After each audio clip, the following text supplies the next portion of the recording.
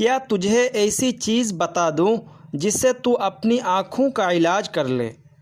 هل ادلک علی شیء تداوی بہ عینیک۔ وہ اتنا موٹا اور وزنی ہے کہ اپنی ذات سے خود بھی نفع نہیں اٹھا سکتا۔ هو سمین مثقل حتی انہ لا ینتفع بنفسہ۔ مجھے ایسی کوئی جگہ نہیں ملی جہاں ٹھہر جاؤں۔ لم اجد موضعا استقر فیہ۔ صبح کو کام شروع کرنے سے پہلے ناشتہ ضرور کر لیا کرو۔ علیکم بالفطور قبل الشروع فی الامور۔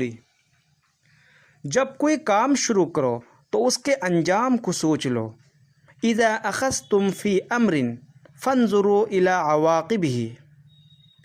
ہم نے اپنے باپ دادوں کو ایسا ہی کرتے پایا ہے۔ انا وجدنا آباءنا کذلک یفعلون۔ چاول اور مچھلی میں سے جس چیز کو تمہارا دل چاہے کھاؤ۔ کل ما اشتہیت من الارز والسمک۔ میرا حال سن لو پھر جو چاہو کرو۔ اسمع قصتی ثم اصنع بما شئت۔ میں رسوائی کے خوف سے لوگوں سے علیحدہ رہتا ہوں۔ اتباعد عن الناس خشیۃ الافتضاح۔ خدا کی پناہ جس بات کا مجھے علم نہیں اسے کیسے بیان کروں۔ معاذ اللہ کیف اتحدث ما لیس لی بہ علم۔ جب انہوں نے مجھے دیکھا جلدی سے میرے پاس آئے اور میرا حال پوچھا۔ لما رأونی اسرعوا الی وسألوا عن امری۔ میں نے اندھیرے میں چھپ کر زیارت کی۔ زرتہ مختفیا بالظلام۔ صبح سے میری طبیعت علیل ہے۔ طبعی منحرف من الصبح۔ بارش کے دنوں میں چھت پر سونا احتیاط کے خلاف ہے۔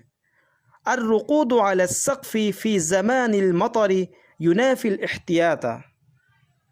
جب یکایک بارش آ جاتی ہے تو بستر اٹھانے سے پہلے کپڑے بھیگ جاتے ہیں اور بہت پریشانی ہوتی ہے۔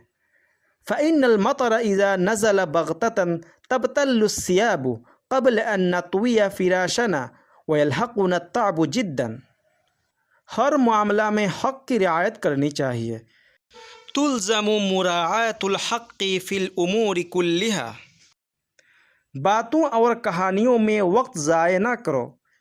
لا تضیع الاوقات فی المحادثة والمحاکاة۔ میں نے جگانے کے لیے اس کا پاؤں چھوا۔ لمست رجلہ موقظا۔ جب تک تمہاری تلاشی نہ لی جائے کوئی نہ نکلے۔ لا یخرجن احد منکم حتی یفتش۔ میں اس پر پانی چھڑکتا ہوں اور اسے ہوش نہیں آتا۔ ارش علیہ الماء وهو لا یفیق۔